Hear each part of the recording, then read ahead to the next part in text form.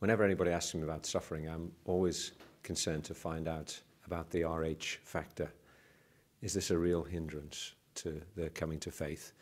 Or is it, as I've often found as a minister, just a red herring?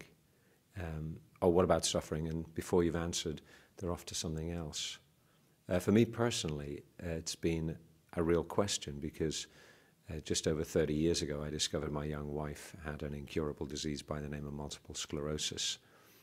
And at one level, one's whole world falls apart. Why? Why us? What's going on here?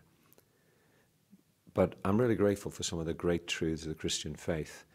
They're often summed up with F's. I believe we live in a fallen world.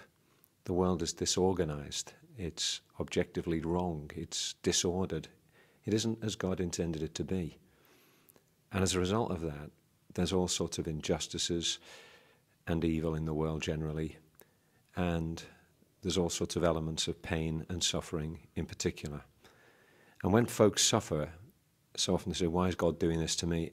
It's not because God is, quote, doing it to anybody. It's the kind of world we live in. It's a fallen world. And then there's another F, and that is the whole area of free will. We do make choices, moral and spiritual choices.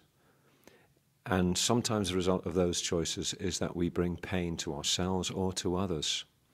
And so in the whole area of suffering, there's often an unquantifiable element of pain that comes to others because of what I've decided to do. I Did It My Way is one of the most popular songs, if not the most popular song, after Happy Birthday in the world.